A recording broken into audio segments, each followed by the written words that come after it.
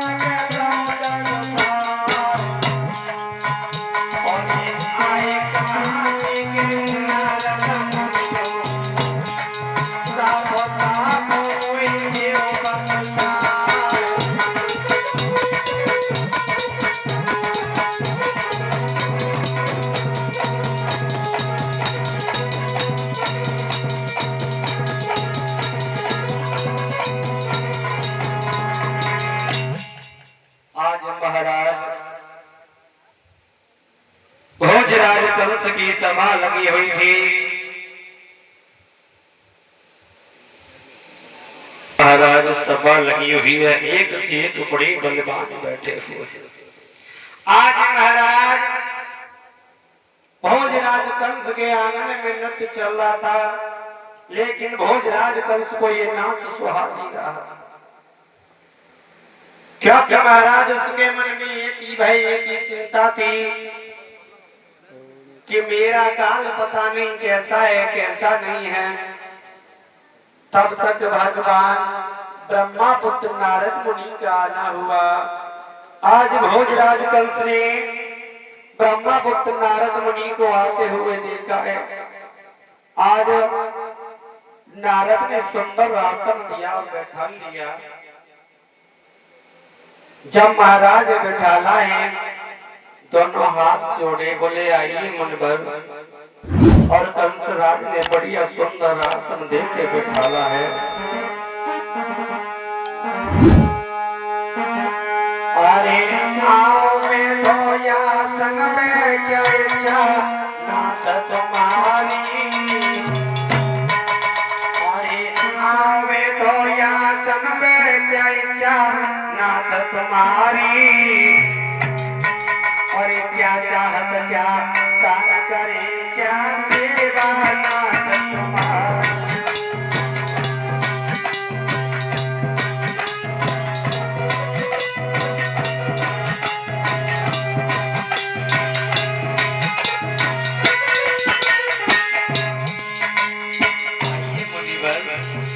आइए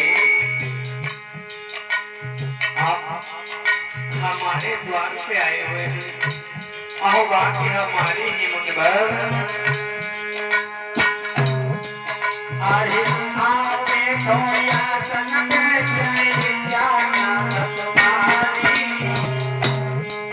और क्या चाहत क्या दान करे क्या सेवा नाथ तुम्हारी।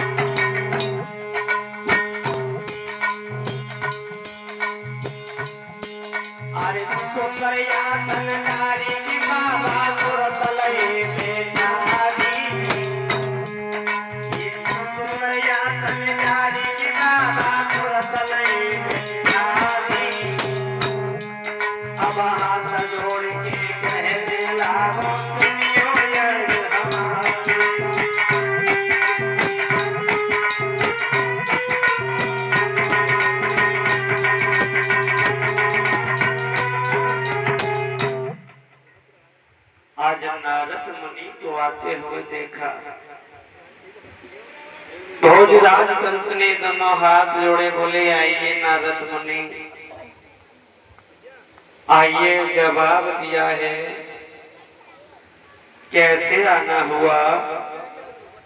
नारद मुनि कहने लगे भोजराज हम तो इधर से गुजर रहे थे, आपकी सभा लगी हुई देखी तो सोचा कि आपसे मिलते हुए चले।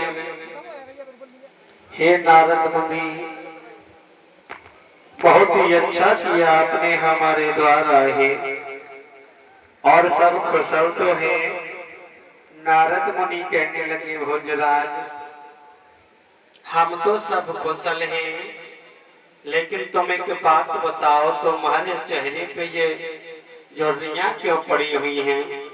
अरे तुम्हारे चेहरे का ये रंग फीका क्यों पड़ गया भोजराज। जवाब दिया बाबा जी अब हम तुमको क्या बताएं। जवाब दिया नारद मुनि ने भोजराज एक बात हम तुमको बताएं। यदि आपके मन में कोई शंका है शंका दूर करो। यदि आपको किसी दुश्मन का डर है तो उसका भय दूर करो। भोजराज ये आपके चेहरे पे उदासी अच्छी नहीं लगती है। भोजराज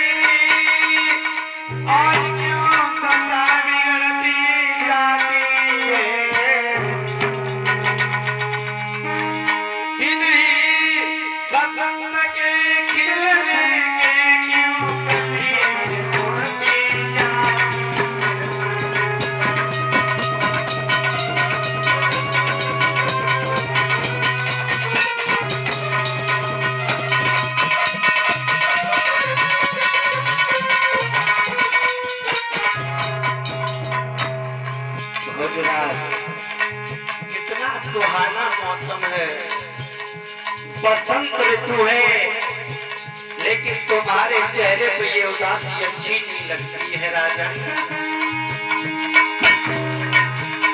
नहीं बसंत के खिलने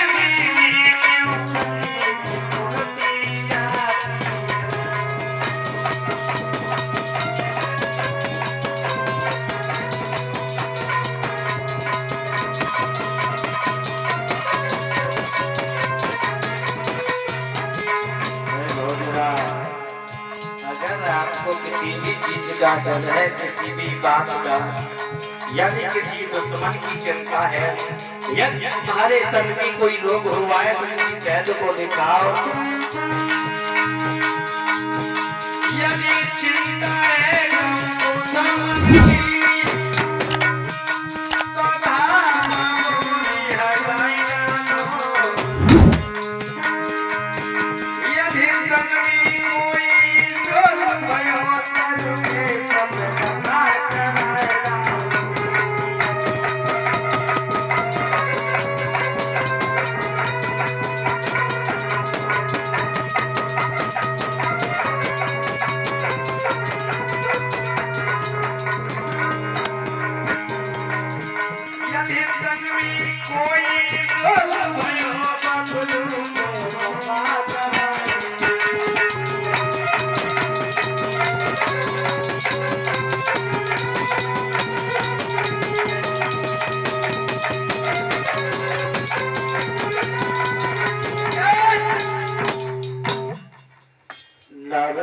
कहने लगे भोजराज, यदि किसी दुश्मन की यदि चिंता है तो तुम्हारे पास में दानवों की सेनाएं हमला कर दो, परास्त कर दो उसे।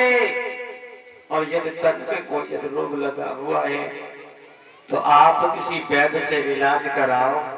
राजन, इस तरह मुंह लटका के बैठना अच्छी बात नहीं होती। हर एक राजा होकर के आप इस तरह से बैठे हो, ये बात शोभा नहीं देती आपको। राजन जवाब दिया, बाबा जी अब हम तुमको क्या बताएं। आपको याद होगा जब हमारी बहन देवकी के 8वां पुत्र पैदा हुआ, जब 8वां गर्भ पैदा हुआ था तो एक लड़की पैदा हुई थी और उसने आकाशवाणी की थी कि भोजराज तो मुझे क्या मारेगा, तेरे मारने वाला तो गोकुल में पैदा हो चुका है। हे नारद मुनि, तब से हमने अनेकों दैत्यों को भेजा, लेकिन किसी ने लौट के हमें ये नहीं बताया कि हमारा काल है तो है वैसा। कोई लौट के नहीं आता है। चिंता तो महाराज ये लगी हुई है। जवाब दिया है बाबा नारद मुनि ने कि हे भोजराज, तुम छोटी छोटी बातों से डरते हो। जवाब दिया, बाबा जी आप इलाज कराने की बात करते हो। अरे मेरी तो ऐसी बीमारी लगी हुई है जिसका जैसे जैसे इलाज कराता जाता हूँ वैसे वैसे मर्ज बढ़ती हुई चली जाती है। तुम्हें नहीं पता है बाबा? अरे तुमने वृंदावन सुना होगा, और वृंदावन में रहने वाले बाबा नंद हैं, उनके 2 पुत्र हैं, कृष्ण और बलराम।